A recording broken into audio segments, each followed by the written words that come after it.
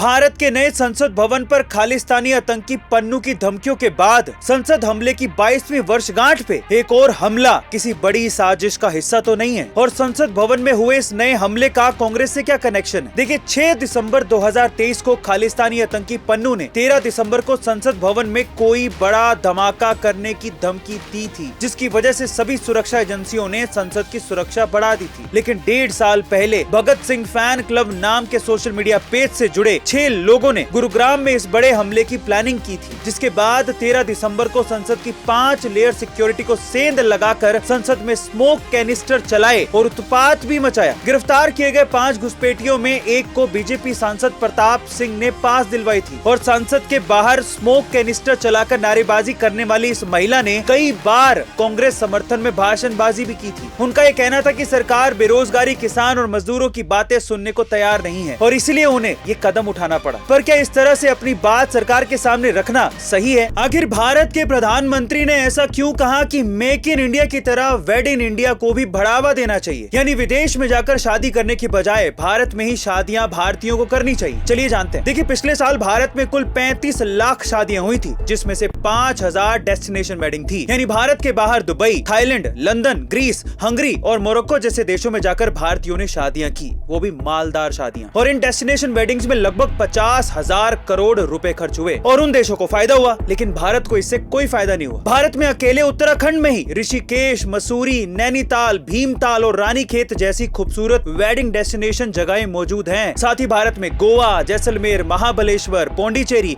और कोचीन जैसे wedding destination भी हैं। और अगर हर साल 5000 महंगी शादियां जो कि विदेशों में होती आई हैं, वो विदेशों की जगह भारत के इन खूबसूरत शहरों में होंगी, तो इससे भारत का पैसा भारत में ही रहेगा, छोटे बिजनेसेस को फायदा होगा, लोगों को रोजगार मिलेगा और धीरे धीरे भारत ही वेडिंग डेस्टिनेशन का हब बन जाए। और ऐसा भी हो सकता है कि विदेश वाले भारत में आके शादियां करें। आपका इसके बारे में क्या ख्याल है? कमेंट सेक्शन में जरूर लिखिएगा। भारत की एक खबर आपके होश उड़ा देगी। IIT रोपड़ के इंजीनियरिंग के कुछ छात्रों को पंजाब की सतलुज नदी के पास रेत में एक ऐसा कीमती पत्थर मिला है जिससे आने वाले दिनों में भारत फिर से सोने की चिड़िया बन सकता है, क्योंकि इस कीमती पत्थर को सफेद सोना कहा जाता है। पर इस सफेद सोने का असल नाम है टेंटलम। टेंटलम एक ऐसा मेटल है जो 150 डिग्री सेल्सियस तापमान में भी पिघलता नहीं है, और जब यह हवा के संपर्क में आता है तो इसके ऊपर एक लेयर तैयार हो जाती है, जिससे इस पे जंग भी नहीं लगती। टेंटलम का इस्तेमाल सेमीकंडक्टर और कैपेसिटर बनाने में किया जाता है, जो आगे मोबाइल, लैपटॉप और कैमरे में इस्तेमाल होते हैं। यही नहीं, टेंटलम का इस्तेमाल केमिकल प्लांट में, न्यूक्लियर पावर प्लांट में, मिसाइल और फाइटर जेट बनाने में किया जाता है।